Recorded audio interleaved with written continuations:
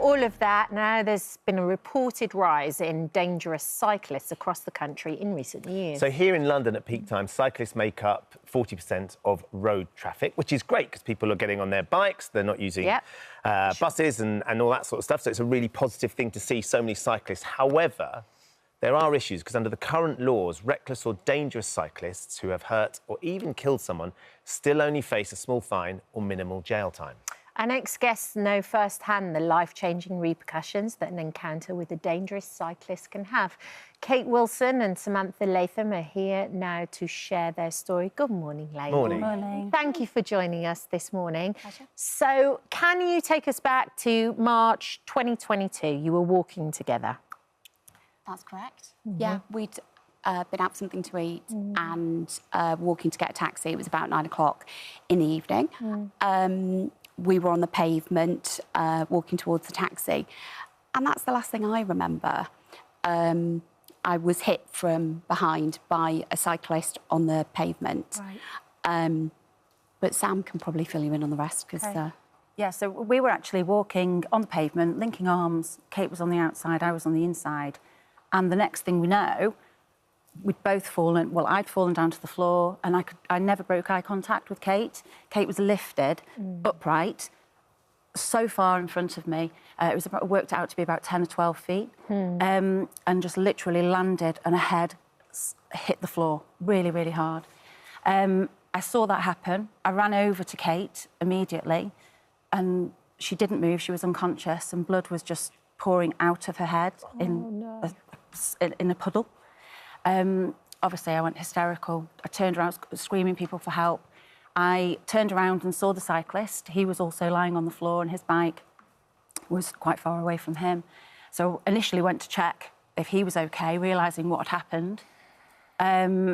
He just opened his eyes and he was quite aggressive and intimidating. So in that moment, I was just in a sheer panic. A couple were walking past and they came over to help. So, you know, we started calling ambulance, police.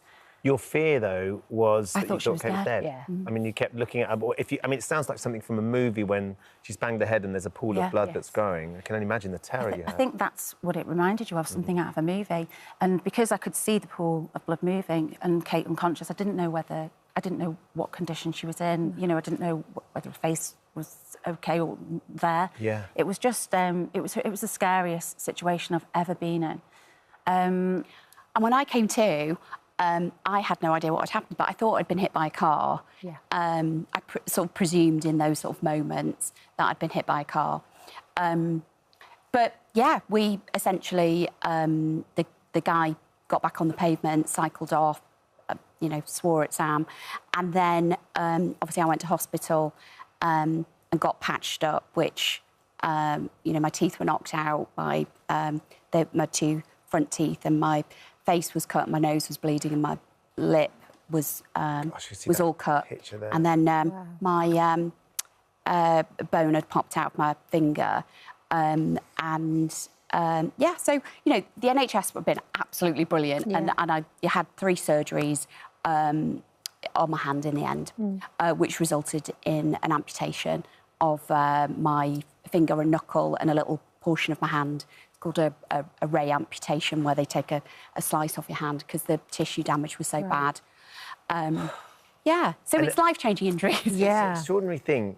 The cyclist mounted the pavement. Yeah. It was a one-way street. Yeah. Going down he was the hometown. Yeah. You know, we know hometown. So you two were on the pavement. You were where you should be. He mounted the pavement. Yeah. Hits the two of you. There was no warning. So no sound, no get out of the way, no move, no nothing. It was just plowed into us. And then got up and cycled off shouting at you and having a go. Yes. You know, fortunately, though, Sam, you filmed him as he was leaving. I think as he started to gather his bike together and looked like he was leaving, that's when I instantly took my phone out and recorded him. I just don't know how she did it in that moment. No, that was really quick thinking. It was. And I think one of the things that, you know, is important to say is that not everybody has such a quick thinking friend with them to be able to record it. Because the reality was that had you not had that footage, you would never have found him. No, never found him. And how did you track him down in the end? That's Kate's husband. Yeah.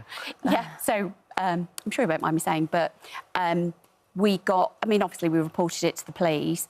My husband screenshot a photo of him from the video footage and then literally walked around the streets and all of the pubs and restaurants saying, does anybody recognise him? Until a landlord at the pub said, yeah, he was in here all afternoon. So we then found out he was drunk as well.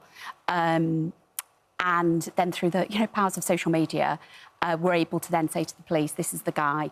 And then he was arrested. Right. But he wasn't arrested. I think it was probably about 10 or 12 months after the accident. So it was all delayed.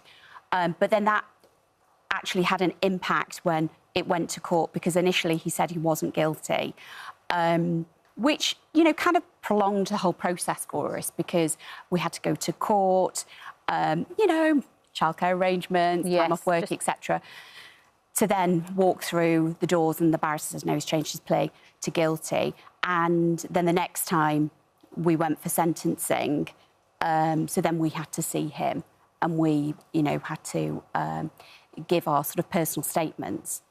And I think it's important to say, the judge was brilliant, but he was confined by the law. There wasn't enough in place to essentially convict this man. So the law currently, wanton and furious cycling dates back to, I think it's 1861. Wow. And it's an offence if you use a bike or a horse or cart. So that's how old it is, Victorian. Yeah. So it's always going to carry a maximum of 2 years custodial sentence. But of course, because he pleaded guilty, he got a 10% reduction. As soon as you're under 2 years, you're entitled to a suspended sentence. So he was never going to go to jail. Did he show any sort of remorse? No. None whatsoever. So he's irrevocably changed your life. You've lost a limb because of him. He was drunk, he mounted the curb, he hit you, he's been found guilty. And at no point has he shown any remorse? No. And probably important to say as well, I've had a lot of personal expense because of the accident, and not had any compensation expense. Or no? No. So because obviously he's a cyclist, he's not insured, that there isn't anybody to sue. I've had, haven't had anything from criminal injuries either. So, I had to have my teeth repaired, and, I've had... And the journey for physio and things like that, that's extensive amount of because I had to go to a specialist hospital in Merseyside, Wiston Hospital. They were fabulous. But, so that's...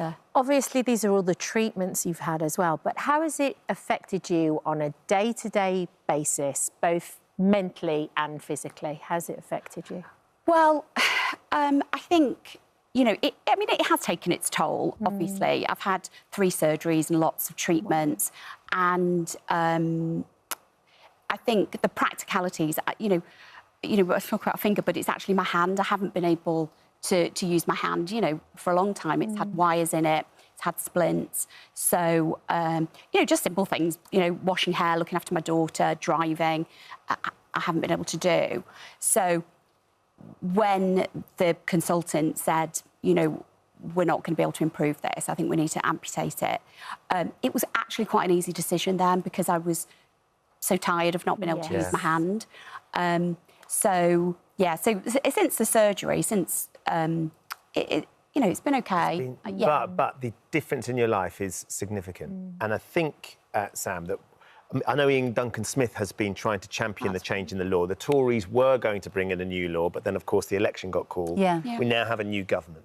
What are you calling on the new government to look at? What would you like to see? What is it you think is going to be important now? Because that statistic, about 40% of rush hour traffic is made up by cyclists, and the vast majority of cyclists are law-abiding and do it very carefully, and we really need to say that. But for those ones like the one... we don't want to bash cyclists, obviously it's amazing for the environment and people should be encouraged to cycle, but ultimately, pedestrians do need to be protected, and they've got... And the law needs to catch up. And so anybody what needs who to uses happen the road. then? Well, I think in an ideal world, I think that dangerous cycling law that Sir Ian Duncan-Smith was trying to get that amendment to the Criminal Justice Bill kind of needs to go back on the agenda. And then any kind of injury that's caused through reckless cycling can then, you know, obviously the offence can be, you know, suited to the. It needs to be more crime. penal. Yeah. It needs to be more. It needs to be a deterrent. Culpability. Yeah. Absolutely. But then I think as well, you know, if it was mandatory to have insurance, then we'd be able to track cyclists. We'd also, you know, victims. I mean, I was lucky enough that I was able to pay for my own treatments, but that there would be some sort of cost or expenses covered for victims as well. We've had a massive increase in electric bikes as well, of course, Yes. that go significantly faster. Yeah. I mean, you were hit by a pedal bike, Yeah. but electric bikes can go significantly faster as I well. think it's important to say as well that if had that been a small child or an elderly person, which it could have been because it was early evening, had it been a small child or you know, Or an we could elderly have been person, out with our kids. they potentially would have been killed in that accident. And then, you know, there just needs to be more there in place, you know, to actually compensate and look after and actually, you know, address the actual accident itself. Yeah. You know, and I think thirdly, though, we do, I think, as a, you know, a slight societal change as well in normalising people drinking and going on push bikes, because it is really dangerous. And in the same way that, you know, we don't tolerate people drinking and driving, it should be the same. Yeah. You know, we live in quite a rural area and perhaps it is accepted more and it shouldn't be. No, you know, and I think that's down to, you know, communities, local communities as well. Yeah, definitely time for the laws to catch up. If the laws do catch up, then I think that will change as well, won't it? Thank you sure. for coming in Thank you. and sharing your Pleasure. story. Thank you so much. Thank you. We'd love to know what you think about that as well. Get in touch. Maybe you've got experience of it. Maybe you're a cyclist and you can understand exactly what the girls are saying. I mean, the idea of insuring bicycles is going to be complicated and difficult. Yes, yeah. You know, trying to get that. But I think lots of fear about these electric bikes. We're seeing more sort of issues with those and the speed that they go.